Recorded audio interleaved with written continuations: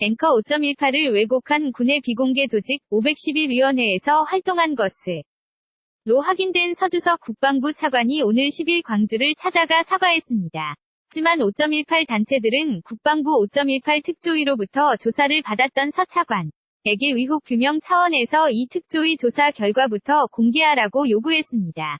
박지성 기자의 보도입니다. 리포트 KBS 단독 보도로 511위원회 활동 사실이 밝혀진 서주석 국방부 차관.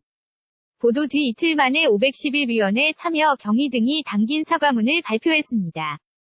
서 차관은 511위원회가 만들어진 88년 당시 위원회의 존재를 몰랐고 실제 수행한 업무도 문안수전과 질의응답 검토 정도로 단순한 것이었다고 주장했습니다. 오늘 10일은 광주에서 5.18 단체들과 만나 머리를 숙였습니다. 서주석 국방부 차관 제가 1988년에 국방부 국회대책특위의 무위원 참여와 관련해서 광주 시민께 진심으로 사죄드립니다. 하지만 비공개로 진행된 간담회는 순조롭지 않았습니다. 5.18 세계 단체 가운데 5.18 구속 부상자회는 서 차관이 발표한 해명을 납득하기 어렵다며 불참했고, 다른 단체들도 서 차관이 5.18 특조위에서 조사받은 내용을 먼저 공개하라고 요구했습니다. 김양래 5.18 기념재단 사임이사 지금 시중에서 요구되는 의혹을 명하고 그걸 해소시키기에는 부족하다 그렇게 이야기를 했고, 서 차관은 특조위 조사 결과 등을 확인하고 다시 찾아오겠다고 했습니다. 자신에 대한 조사 내용까지 투명하게 공개할지 주목됩니다.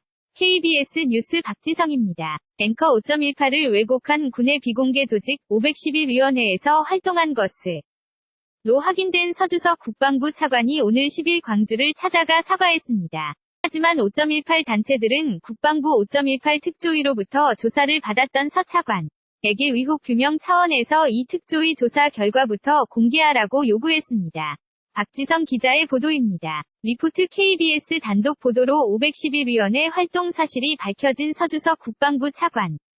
보도 뒤 이틀 만에 511위원회 참여 경위 등이 담긴 사과문을 발표했습니다. 서 차관은 511위원회가 만들어진 88년 당시 위원회의 존재를 몰랐고 실제 수행한 업무도 문안수전과 질의응답 검토 정도로 단순한 것이었다고 주장했습니다. 오늘 10일은 광주에서 5.18 단체들과 만나 머리를 숙였습니다. 서주석 국방부 차관 제가 1988년에 국방부 국회대책특위의 무위원 참여와 관련해서 광주 시민께 진심으로 사죄드립니다. 하지만 비공개로 진행된 간담회는 순조롭지 않았습니다. 5.18 세계 단체 가운데 5.18 구속 부상자회는 서 차관이 발표한 해명을 납득하기 어렵다며 불참했고, 다른 단체들도 서 차관이 5.18 특조위에서 조사받은 내용을 먼저 공개하라고 요구했습니다.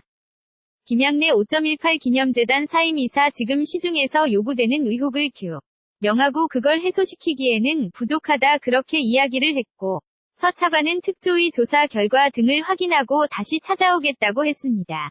자신에 대한 조사 내용까지 투명하게 공개할지 주목됩니다. KBS 뉴스 박지성입니다.